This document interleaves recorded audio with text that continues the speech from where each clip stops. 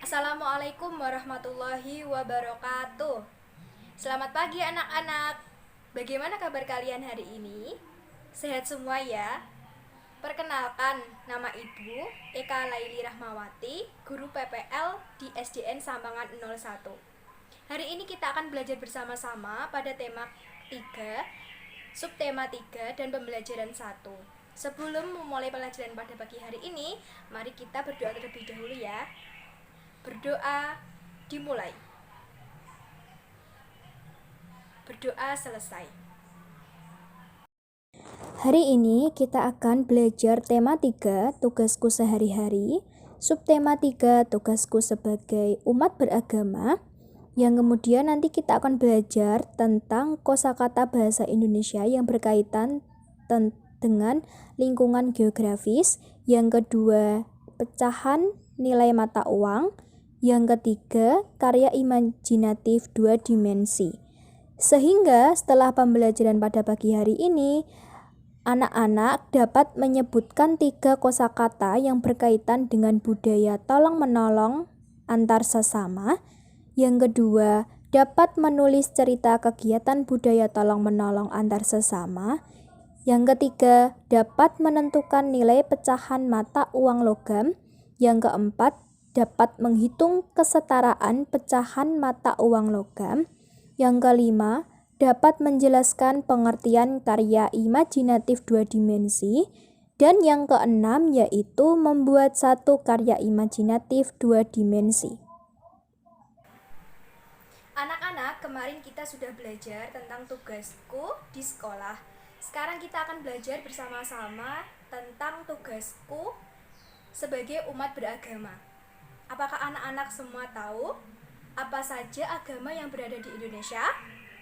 Betul sekali. Agama yang berada di Indonesia yaitu berjumlah 6. Ada Islam, Kristen, Hindu, Katolik, Buddha, dan Konghucu. Semua agama yang berada di Indonesia saling menghormati. Nah, sekarang anak-anak, mari kita membaca teks bacaan yang berjudul Budaya Tolong Menolong. Dengarkan Ibu ya. Budaya Tolong Menolong. Hari ini Siti belajar dengan ceria. Siti bersama teman-teman berdoa dan memberi salam kepada ibu guru. Ibu guru menyampaikan pengumuman. Pengumuman itu berisi berita tentang banjir di lingkungan sekolah. Seluruh siswa ikut membantu. Mereka mengumpulkan uang sumbangan. Sumbangan dari siswa dikumpulkan setiap kelas. Kemudian, dari setiap kelas dikumpulkan untuk disalurkan. Seluruh siswa merasa senang dapat membantu korban banjir. Setelah menyimak teks bacaan tolong-menolong, mari bersama-sama kita temukan kosakata yang berkaitan dengan teks. Apa saja anak-anak? Betul, yang pertama yaitu ada kata tolong, banjir, membantu, menolong, korban, dan sumbangan. Nah, dari budaya tolong-menolong itu, manusia disebut sebagai makhluk sosial. Karena apa? Karena manusia tidak dapat hidup sendiri, butuh pertolongan orang lain. Jika kita ditolong orang lain, maka kita harus mengucapkan terima kasih.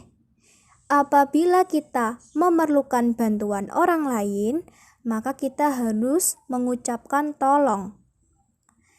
Nah, manfaat dari mengenal budaya tolong-menolong adalah yang pertama, memiliki banyak teman dan mendapatkan kemudahan. Akan tetapi, jika kita tidak mengenal budaya tolong-menolong, kita akan dijauhi teman dan merasa kesulitan mengerjakan sesuatu. Nah, sekarang contoh kegiatan tolong-menolong. Nah, yang di situ terlihat ada seorang nenek yang akan menyeberang jalan. Kemudian, apa yang harus kita lakukan? Yaitu membantunya dan menyeberangkan ke seberang jalan. Kemudian, ketika ada teman kita jatuh dan memerlukan bantuan, kita harus membantunya. Dan membantu korban banjir. Setelah mendapat pengumuman yang berisi tentang banjir di lingkungan sekolah, Siti dan teman-temannya berencana untuk mengumpulkan sumbangan yang akan diberikan kepada korban banjir. Anak-anak, coba sekarang latihan membuat cerita berdasarkan gambar 1, 2, 3, dan 4 di buku LKS halaman 85. Kemudian ditulis di buku tulis ya. Selamat mengerjakan. Setelah Siti dan teman-temannya mengumpulkan sumbangan untuk korban banjir, kemudian mereka mengelompokkan pecahan nilai mata uang logam berdasarkan kesetaraannya. Untuk memperjelas pengertian nilai mata uang logam, simak video berikut ini. Nah, ada dua jenis uang yang sering kita gunakan, yaitu uang kertas dan uang logam. Nah, uang logam terdiri dari beberapa pecahan. Ada 100 rupiah, ditulis Rp 100,00. Nah, ini jangan dibaca Rp 100, tapi cara membacanya adalah 100 rupiah. Rupiahnya dibaca setelah nilai uang atau disebutkan setelah nilai uang. Ini 200 rupiah, ditulis Rp 200,00. Begitu juga dengan 500 rupiah, ditulis Rp 500,00. Dan yang terakhir adalah pecahan uang logam terbesar, yaitu 1.000 rupiah. Nah, sekarang mari kita belajar menghitung pecahan mata uang logam. Terdapat mata uang logam 100 rupiah ditambah mata uang logam 100 rupiah. Berapa jumlah mata uang logamnya? Yaitu 200 rupiah. Jadi terdapat kesetaraan, yaitu antara mata uang logam 100 sebanyak 2 dan mata uang logam 200. Anak-anak, coba buka halaman 86 buku paket, kemudian berlatih pasangkan pecahan uang yang memiliki nilai sama. Selamat mengerjakan. Anak-anak, coba perhatikan gambar uang 1.000. Di balik gambar uang 1.000 itu terdapat gambar pemandangan yang merupakan contoh karya imajinatif 2 dimensi. Karya imajinatif merupakan karya imajinatif atau berupa khayalan yang memiliki 2 unsur, yaitu panjang dan lebar. Contoh karya imajinatif lainnya yaitu pemandangan. Langkah-langkah untuk membuat karya imajinatif 2 dimensi, yang pertama adalah membuat ide, yang kedua memilih alat dan bahan, yang ketiga membuat pola gambar, menebalkan pola gambar, kemudian yang terakhir yaitu mewarnai gambar. Nah, sekarang coba anak-anak membuat sebuah gambar imajinasi.